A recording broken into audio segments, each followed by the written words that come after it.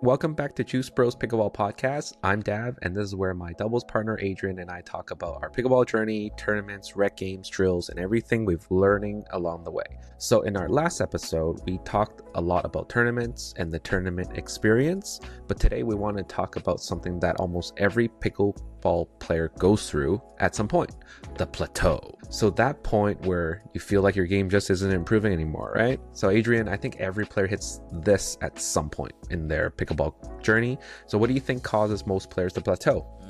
I think when you're doing the same thing over and over, some things just stay the same. You know, it's like that. People say the definition of insanity is when you do the same thing over and over and expect a different result. Yeah, gotta change things up sometimes. Yeah, I think plateau is like, again, repeating the things you're doing over and over again, you're going to master it. But once you master it, if you keep doing it, you're not going to go anywhere. So I think that's what a lot of pickleball players do. They keep either playing with the same people or just keep on hitting that third shot, but not changing it. If you're drilling a third shot, you will constantly hit that shot in a drill, but you're not going to feel the same in-game situation where there's pressure. Or even hitting like not different variations of the same shot, like different kind of drop shot. Or so do you remember when you first felt like your game stopped improving? I'd say probably the first couple months after going in. Usually I think it was around, because usually when you're playing outside, you're playing with friends, you're like just playing for fun, and then at some point you're like, oh, I feel like I'm just doing the same thing. I'm not, which is fine. It's, if you just want to have fun, totally fine. 100% fine if that's just what you care about. If you want to care about like getting better, because some people find it more rewarding to improve, and it's also fun to improve, but it's also more rewarding that, then you got to figure out different ways to maybe start improving. If you feel like, well, the same players are beating you and you feel like, I want to start playing up to that level or playing with this group of people. I think it happens after coasting for a little while. Yeah, it's like I remember starting playing pickleball. Everybody who starts playing pickleball in the beginning improves so fast because they're playing every day, they're getting more shots in, so everyone improves, everyone's going up the same level. And then once it seems like I'm either beating a lot of the same people that I've been playing, or once all of a sudden a higher level player plays with you and you're just not making the shots, or they're just beating you a lot, and you get stuck there. Because it seems like, now I really hit. Like there's nothing more I can learn, and feeling like your shots are just not getting there. Like you might have gotten away with a third shot drive at a lower level that nobody can handle it. But playing that higher level player, they're getting everything back. And like, oh no, now you're stuck because you don't know where to go. Yeah, I actually have a story about this. The first time I felt that was, so at the beginning, I used to hit these really slicey, knifey, like slice dinks. Yeah. And then I went to a tournament out of province in like Montreal, and I tried it, and then this one team just kept like rolling, flicking all of them every time, because they'd be pretty high, but they would be very like linear and straight. And then they just flicked everything at my partner, and I was like, oh no, that's not good. Yeah. So I was like, so I came back on the drive back. I was like, damn, sorry partner. Probably gonna work on something to make sure that doesn't happen again. So that was the first time I felt that. And that's what we covered in the last episode, is that how tournaments really expose your weakness. Because if Adrian didn't play that tournament, he'll just keep slicing. Yeah. My gosh, that's one of the weakness. Or variations, right? How you can add in a different shot. Yeah, so tournaments are great. How I found out is really like playing a lot of rec every day, but then joining my first tournament, that's when I found out, wow, there's so much more. I now know what to work on. Yeah. Like that. And one thing that's really helpful is recording your tournaments, because then you can review it after. Like we probably touched on it a little bit, but it's like tournaments they happen pretty quick. Yeah. Then sometimes you forget because you're in the heat of the moment. Yeah. So and recording games, rec games too. Recording is really important. Reviewing the footage. I feel like playing too much rec games, because they're too fun. Like not too fun, but like they're fun, but it's not structured in a way. So that's why like sometimes like, you might get away with a lot of things, but it's not structured in a way that it will improve you in that sense. Like you're repeating the same habits sometimes. Like if you're, again, as your point, like you're slicing everything, you're getting away with it, you're not really learning of another way that it actually might be better. Yeah, especially if you're execute. playing rec games against the same people, you might learn their tendencies very well, so you can get away with something against this one player, whereas if you start playing someone better, who you don't play with as often, they'll start punishing it in a different way. Rec play is not really focusing on weaknesses, because if you're jumping in a drop-in rec game, a lot of people are just trying to win a game. They're not like, I'm gonna do a lot more drops this time because I'm weak on that.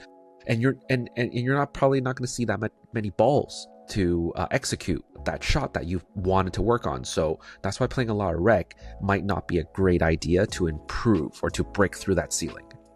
Yeah, and you just don't get as many reps because sometimes you see the ball maybe times, whereas if you're drilling or something, you're building muscle memory. Yeah, drilling versus playing. Like if you want to really improve on that, and once you hit that plateau, you should implement either two things, like playing with a different group, higher level that you want, just to know your weakness or strengths really and improve on that, or add in drills. Like if for some reason you can't really find a group of other players or higher level players, find someone to just drill, right? Just work on shots. If you're going to 3-5 to 4-0, there's specific things in drills that you can really work on, like maybe drops, maybe more attacks, offense, defense, right? Or how to defend in the transition zone so you can make it up to the kitchen. Like in rec games, you cannot get enough reps to replicate that, and drilling does help. Depending on like even drop-ins, I remember I've done some drop-ins where in my mind I will just stay in the transition zone. I will treat the transition zone as my kitchen line, and I'll move up there and just to be like, okay, the most I can move up to is transition zone, and I'm just gonna work on resetting everything. And hopefully my partner doesn't get annoyed at me, but it's a drop-in, so and I think sometimes. And that's one of the thing, right? I think a lot of people, like in drop-ins especially, no one knows that unless you're straight away like, hey, I'm working on this, so I might, screw up. And that's how I feel like a lot of people would give you a face. Oh, what are you doing? Like, you know, how come you keep missing? So I think affects a little bit of your mentality. It's kind of tough in that way, and but sometimes you could use rec games for that actually, so you can be like, hey, especially if it's people like your friends, you'd be like, hey, for this game I'm just gonna stop at the transition zone, I'm just gonna reset everything and work on that. That's it. And that's what you can implement if you can't find any new group. That's how I did before, because I'm a dad and we have a 9-to-5 job, so it's tough to like add in drilling, because you have to either minus the games and then just replace it with drilling, or just add in another day of drilling, which is impossible sometimes. So in the beginning, when I was improving, just using rec games to work on shots. I didn't care about the points, just work on that third shot, work on that reset game. Intentional playing, I would say. That's a good way to frame it. Intentional playing in a rec game. Don't mind if you're losing or winning, just work on that specific shot. If there's a ball coming to you and you can drive it, just drop it, because you're working on that drop. You're getting more reps in. Yeah, you gotta get the reps in where you can, like especially if you're not drilling, you're just playing rec games. You gotta take what you have and kind of make the most of it. So I would just say, just try, and if you're working on your drops, just tell yourself, I'm dropping every ball this game. I don't care what my partner says. Sometimes you have to kind of be like that, like, hey, they might give me a dirty look, but be like, hey, I'm working on this, and so be it. Don't change halfway. Oh, I'm gonna win that point now because it looks like my partner's giving me attitude. But keep at it, because if that's the only time you can add some improvement to your game, then do it. Use rec games to drill. There's nothing wrong with it, because some people also think drilling is boring because there's all a repetition, just building muscle memory, and then they rather play a game. Then if drilling's not for you, then use the games to repeat, to set up that repetition for yourself, to build that muscle memory, to practice that specific shot. So what kind of drills can you commend to 3-0 players that's wanting to move to 3-5? Like a simple drill implement in game or drilling. What would you think? For me, I would say especially 3-0 to 3-5, you're probably not going to play at the kitchen that much, honestly. Okay. I would say you're honestly not even getting...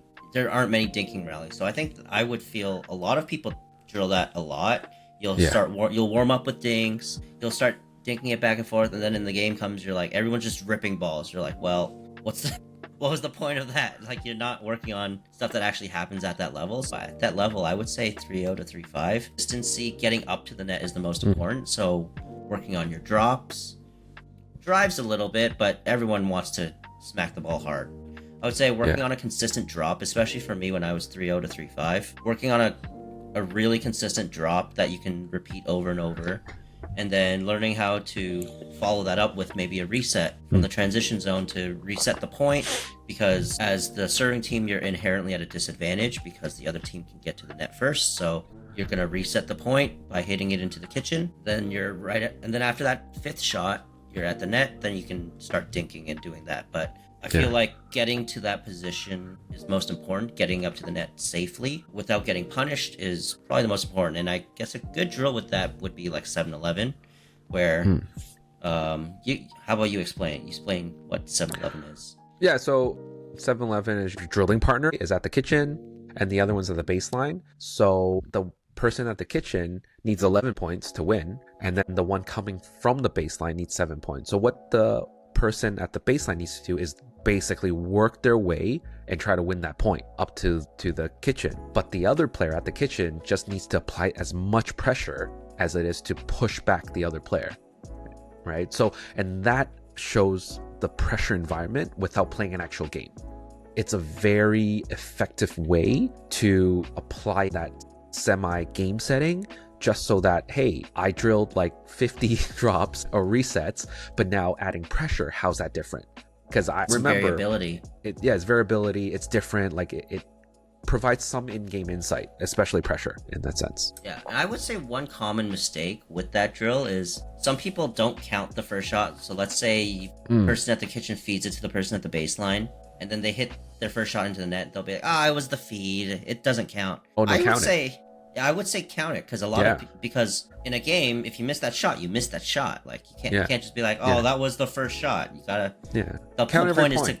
the whole point is to like build consistency with that third shot, whether it's a drive or a drop or a drip, a high bridge shot. You still got to get it over in a game. So if you miss that shouldn't be you shouldn't get a do-over, because you don't really get a do-over in a game. So I think that's a common mistake with that. It's like, it was just the first ball, don't worry, we won't count it. I'm very guilty of doing that sometimes, but I feel like it doesn't build the same kind of pressure in your brain, where if you feel like I can miss a ball, it's whatever. Like, try and train your resilience to be like, hey, I should make this ball. Like, even if it's high, I'll work my way up to the net, but I can't be hitting it in the net and being like, oh no, let's not count that. Yeah. Like I think treat it close to an actual game. Like, don't give up. Try to win that point as possible, because you rather lose the point here than lose it in a tournament, right? So this is the perfect setup to set up that in-game experience. And for me, when I was 3-0 to 3-5, I know we worked on, like, for me, as big as this reset, and also taking my time from getting to the kitchen while mastering the transition zone. That's a really important, because I feel like you're right. A lot of 3-0 to 3-5 or 3-0 going to 3-5, those games, there's no thinking. There might be a little bit, but not really. Like a lot of people, hit the ball hard, want to drive everything. But now that's how you need to advance to 3-5, even past 3-5, right? You need to master that transition zone game by resets, drops, hitting more consistent, little higher margin ball, but over the net, right? Getting you safely to the kitchen like that, and your partner, right? Split stepping is really good. Take your time, right? Footwork, mastering the foundation before introducing fancy shots. Then we're talking about like 3-5 to 4-0. Then we kind of need those weapons, as we talked about, right? Like, I'll maybe practice those backhand flicks, backhand rolls, like forehand drives. But at 3-0 to 3-5, technically, just get the foundation right. Because I remember when I started playing 3-0 level, I don't know what to work on. And if someone was there to tell me that, okay, we should really master the foundation. Split stepping, footwork, higher margin, like making the ball over. Yeah, I think that is kind of important. Yeah, 100%. I agree. But how about mental plateau? That's actually a really important thing. Yeah, I mean, I guess it kind of ties to the pickleball blues a little bit, but mental plateau, where you're kind of thinking, I'm thinking the same thing. I think one thing that helps with that is studying film and like watching videos of yourself. So one thing I like to do when I watch film, because everyone, like a lot of people watch videos of the pros play and stuff. Everyone looks at film differently. The way I like to watch film is I like to try and put myself in the brain of the person playing that I'm watching, whether it's myself or a pro player. Obviously, I don't think like a pro player because I'm not one. But if I'm watching myself, I'll try and be like, oh, in this tournament, what was I thinking in this moment? Was I thinking, was I panicking? Was I like, it's time to be offensive? Was I in the transition zone being attacked and being like, okay, I just need to hunker down and try and defend my way out? Like, I try and put myself in that brain so that when I'm in that situation the next time, how can I change and do something differently to get a better result? So that's how I like to watch the videos of our own matches too. It's like, oh, what was I thinking there? Why did I do that? Why would I hit that shot? That's so stupid looking back at it. But yeah. Like filming every game, like if you can, like is really important. Like even if it's like, you're playing a rec game, not even a tournament, film that rec game. Especially like, oh, if you know that you're getting a new group in, having this, newer, higher level player, record it, because even if you lose that game, right, then you'll know like, oh, what that higher level player is doing in that situation. Then you'll learn from reviewing it. I think that's really critical, reviewing film. I think also when I hit that plateau, I get frustrated. Like it's just, oh my God, I don't know now what to work on, right? My confidence dips, like, because then I hit that ceiling and then go in game and I'm losing it. I'm losing games. I'm not doing well. Like my confidence just dipped. So what do you think? Is it more of the plateau's mental plateau or technical though? Yeah, so I guess it depends, because I think 3 out of 3.5, the plateau is usually pretty technical. Yeah. It's usually less consistent. Your mechanics are wonky. You're flinging your arm everywhere and you don't know where the ball's going to go with each shot. Like you hit the ball and you don't know where it's going to go. That's probably one kind of clue, especially 3 out of 3.5. I would say as you move up more and more, it tends to be a bit more mental, because as you move up, your mechanics are better, your shots are more consistent, and then the difference maker is usually mental and situational awareness. So that's true. Technical, more mental. I think in the beginning you're right. Like 3.0 to 3.5, technical. Right? Focus on the foundation. That's usually frustration comes in. So focus on the technical, I would say, and then once you want to go push forward 3.5 to 4.0 or all that, work on that mental game, right? Because you should have the technical down. Work on that mental strength. Yeah, and by mental, I would say more like decision making, shot selection. How do you react to situations? Like, if you see someone speed up, do you freak out and run for the hills? Yeah. Or like, if you start speeding up really low balls that you maybe shouldn't and just get the ball smacked right at your face, then you kind of learn, maybe I shouldn't do that. Like, why did I hit that shot? We'll cover how to break that plateau. We cover it like kind of drilling with intention, using rec games, implementing drills if you have time. If you don't have time, use the rec games with intention. Don't try to win those points. Just work on that shot. If you need to work on a drop, just use the rec game to work on drops. Force a drop if you need to. At least get that repetition. Yeah. And they don't even always have to be stronger. Like, even if they're around the same level, just a different look. Different play styles. Everyone has a different play style. Maybe some players like to dink more, or some like to just bang it more. Like, I remember I had an issue playing against bangers, because sometimes we play against people that dink more, and you're like, all right. And then you go into a tournament, and you're like, wow, these guys are banging. And you can't handle the pace. You're like, whoa, I forgot what this was like. So that was one of our semifinals. Yeah. We lost against a tennis player that full drive and sends everything. Like, it was tough because, again, we're used to playing games that, okay, get up to the net, let's dink.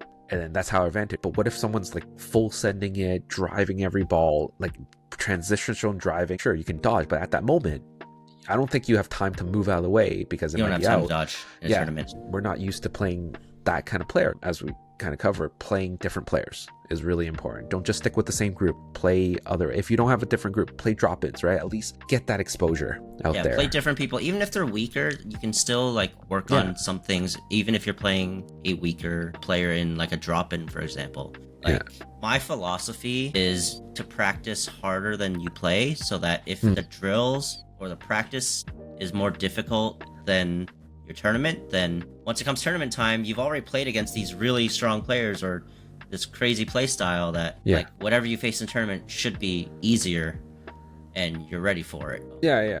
And because rec game, you're not losing anything. Exactly. So then you can actually be geared up, stronger going into a tournament and kill it. Yeah, with that. And then also focusing on consistency. If you're moving from 3-0 to 3-5, focusing on necessarily the things that needs to be focused on, like consistency. Then 3-5 to 4-0, specific skill and the mental game. And then 4-5 and up, we're still figuring it out. But again, it's more consistency and more mental game and strategy when you go into higher level. Yeah, I would say especially lower levels, more consistency. It's not, I know it's boring, it's not flashy, it's not exciting, but everyone wants to hit those flashy flicks, but in reality they don't happen all that much, especially in lower levels, and you're gonna win more games just hitting the ball over the net one more time than the opponent. Playing boring pickleball wins points, you know. It might not be flashy, but it works. Maybe watch some YouTube videos of other pros playing pro matches. Even if you're not going to learn everything or going to execute that strategy or shot, at least kind of see what they do on court, moving, and also other YouTubers that teaches certain ways. We watch a lot of YouTube videos, like Instagram clips, just like, oh, how do you do a backhand flick? How do you survive in transition? So once you get that knowledge, and then when you play in a rec game, then you're like, okay, I'm going to try it. Right, and see if it helps. It really does. Like, kind of do some research. YouTube really helps. Yep, got all the information. Just gotta figure out what to do with it. That's it for this episode of Juice Bros Pickleball. Again, if you enjoyed this conversation, be sure to like, comment, and subscribe to the channel. And do let us know in the comments below. Have you ever felt stuck in your pickleball game, or any ideas you want for us to cover? Any topics you want to cover on our next episode? So thanks for watching, and we'll see you in our next episode.